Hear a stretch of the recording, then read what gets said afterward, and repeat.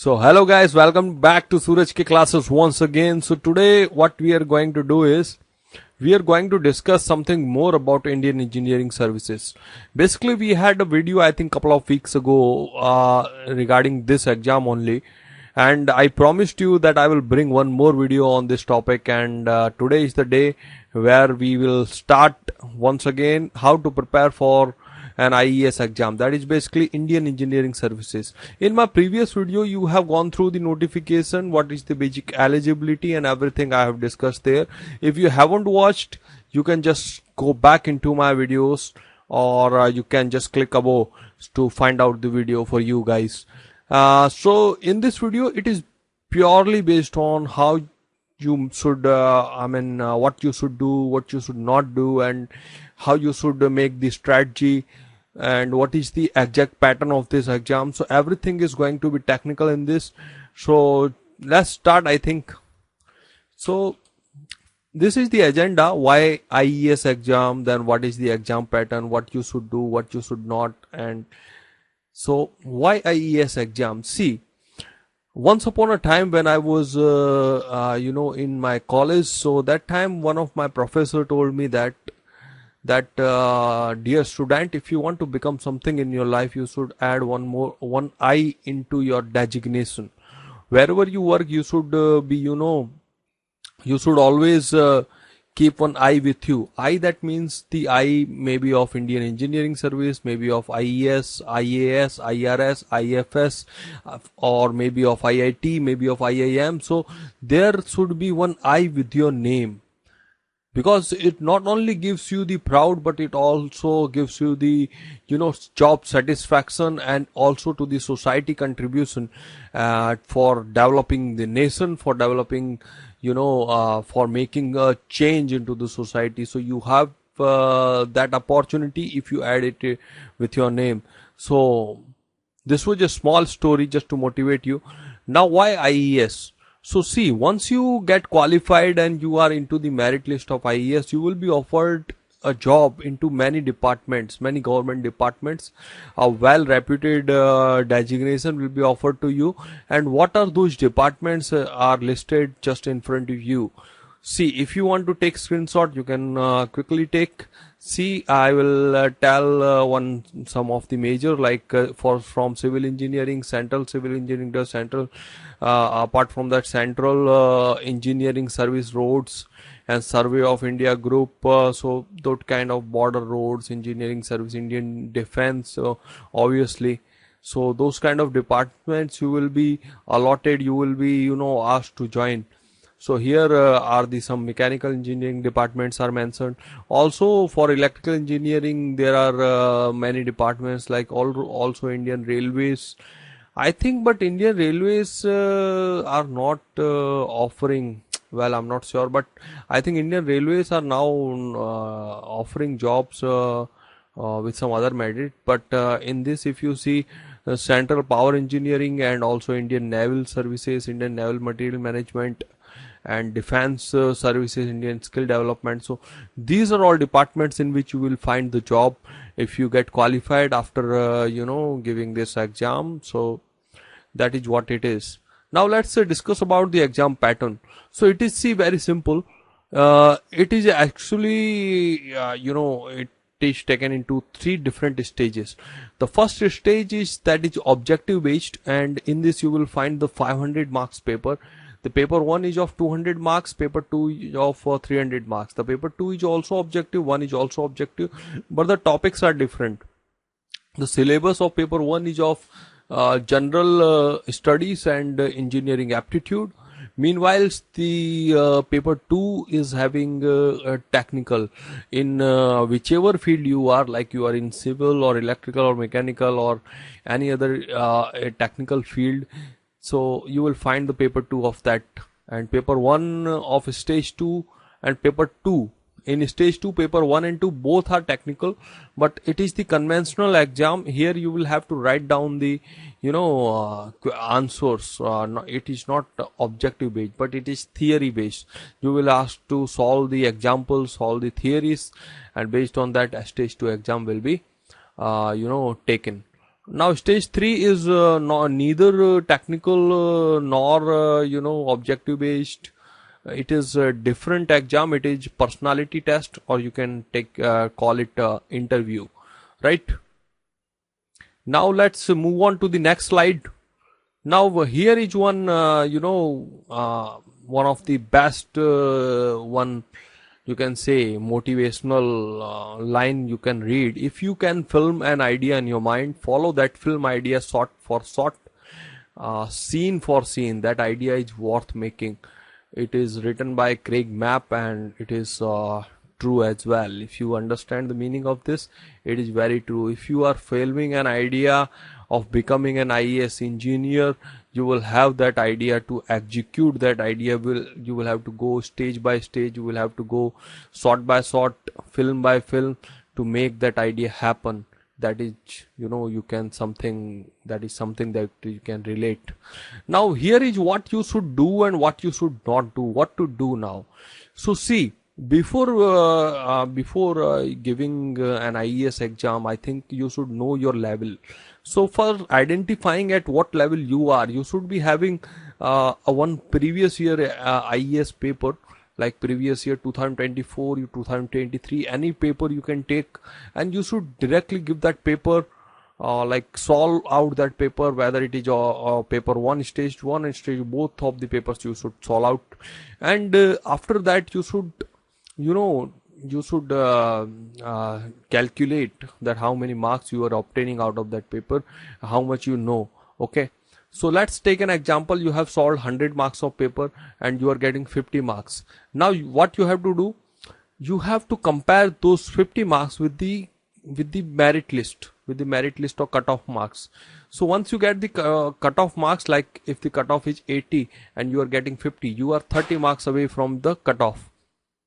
So that is where you will find where you stand and where you have to go. You can just you can plot one good plan. You can have the better strategy now, because you now know that where you are standing and what is your destination, and how you can go for that destination, and whatever it is taking, that you can bring it to yourself, and that you can prepare. So it is a better idea to solve a paper and get the marks, and take a note that how much away you are from the destination. So from that only you can make a plan. See, if you are much more away from IES exam and your age is nearly around 30, then I think you should rethink on this.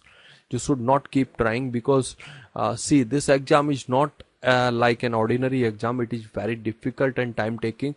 So if you are like 29 or 28 years, and if you are thinking that you should write down the IES exam, or you have you are so determined that to qualify for this exam, then I think you should rethink. If you are not good in technical, if you're not good in general studies, then you think otherwise. If you are close to the cutoff and you can easily crack this, then no issue. 2 years, I think, more than enough to crack this exam. If you are not much more away from the cutoff, and you are sound at technical, you are sound at general studies, you are sound at general aptitude. So you make a plan accordingly, that see, if exam is coming out in January, because this is obviously in 2 stages.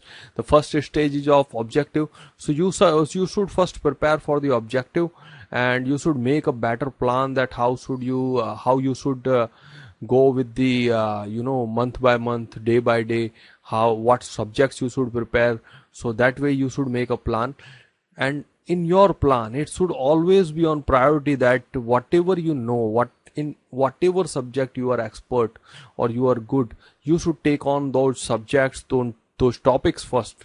Because if you are engaging yourself with something that you don't know, or something that you are preparing first time, it will take much more time than what you already know. Okay, so whatever you know already, whatever you're good at, just keep on focusing on that first, and you make plan accordingly to complete or to finish that first.